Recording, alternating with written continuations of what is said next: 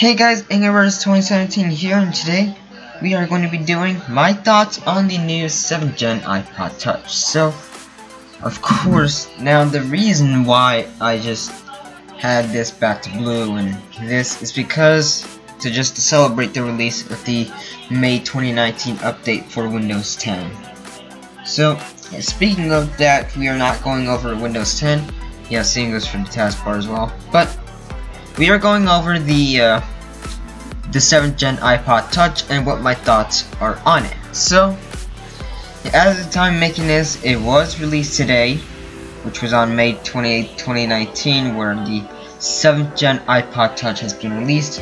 It's not a complete redesign, but this new gen of the iPod Touch is just a spec refresh.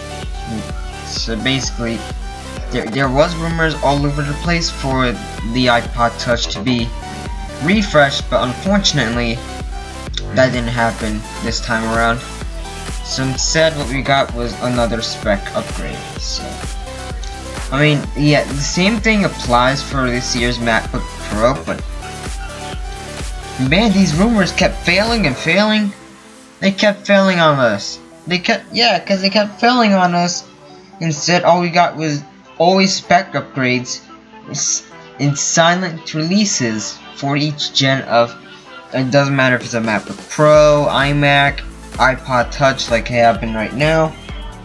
It's getting ridiculous. Please update the design, not just simply refreshing the internals. It's just bullshit.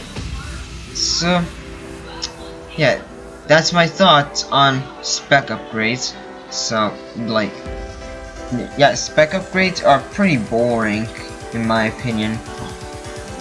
They should have just released this gen of the iPod Touch with a complete redesign. Thin bezels and no, like, if there's a notch or not, no home button. And please, Apple, please just refresh it some point in time.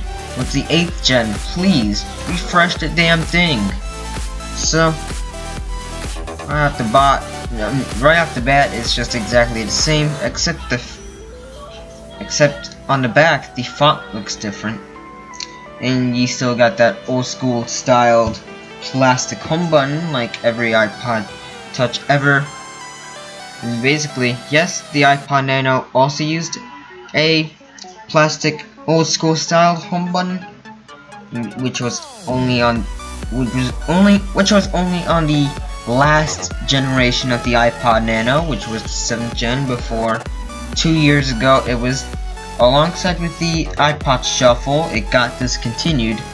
So let's go over the iPod Touch. Same exact 6 colors: space gray, blue, pink, gold, silver, product red. That's it. Your music, you can now comes with up to 256 gigabytes of storage, 50 million songs if you get Apple Music subscription, whatever. More, yeah. And this time around, they just, as always with every other device that rumored to be refreshed, always a spec upgrade. This time around, the iPod Nano iPod Touch, it gets double the performance, triple the better graphics, support for AR games. Yeah, 4-inch Retina display, Apple Arcade, which is new, which was announced 2 months ago at a special event back in March, and it's coming this fall. It's like some sort of augmented reality for, yeah, basically I know what that is, and that's maybe a dead end. So as I go over to the purchase iPod section,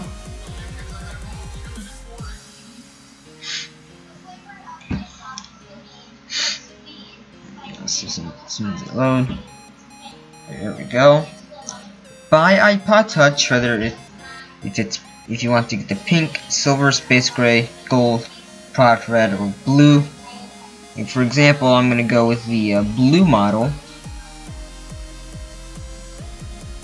and then choose what storage you want. The entry 32 gigabyte, or the more expensive 256 gigabyte.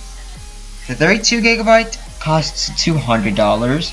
The 128 gig costs $300, and the high spec 256 top of the line costs $400. Basically, if you want that, Apple Care, I'm gonna go for the cheapest entry model. And then basically here's what my iPod should have went. Product red, yeah. Of course, you get wallpapers by default for matching wallpapers. Yeah, basically the product red model has the exact same wallpaper as the silver one. So both silver and product red share the same wallpaper, but they should have just made it. Should have made the default product red wallpaper red, like it's supposed to be. And also, we're also stuck with the ugly white bezels. The black bezels are cooler, but if you want a black bezel, you have to go with the space gray, since it's the only one with a black bezel. With black bezels. So, white bezels aren't really a good thing in 2019. The modern day smartphones adopt black bezels and also thinner bezels as well. So yeah, basically they should have made it more modern with black bezels and with thin bezels. So yeah, that's just my personal preference on what the 8th gen is going to be like, if it happens. And yeah, basically, so of course in the box you get 3.5mm headphone jack plug, the iPod Touch itself, and the Lightning to USB cable, which is proprietary. I think they should have went with USB-C, but however, since it's never meant to be to not have a universal connector like USB Type-C, then that's why they went with Lightning. Just the same goes for the iPhones as well. The iPhones always have a Lightning port since the iPhone 5. So, and the iPhone 4S was the last one to use a 30-pin connector. And the iPhone 5 was the first one to have a Lightning connector. So yeah. And the earpods that come with it are normal 3.5mm headphone plug, because it does have a headphone jack, unlike modern Apple devices have no headphone jack. I mean, you have to adopt on a dongle for using traditional headphones, the corded ones. Apple still encourages people to get the wireless ones, but I think the wireless ones have a little bit more latency than the normal wired ones, in my opinion. But yeah, it's just, that's what I think. So, my final thoughts on the new iPod Touch. I say you should avoid it if you have the 6th gen, because it does pretty much look the same as your previous gen, 6th gen iPod Touch, and that's part of the reason why you should be avoiding it, avoid buying one. Well, unless your iPod Touch 6th gen is broken, and then yeah, that's my thoughts on the new iPod Touch 6th gen. Thanks for watching. Please comment, like, and subscribe. Follow my Twitter and other stuff in the description, like my website, and join my Discord server, and as well as follow my Instagram.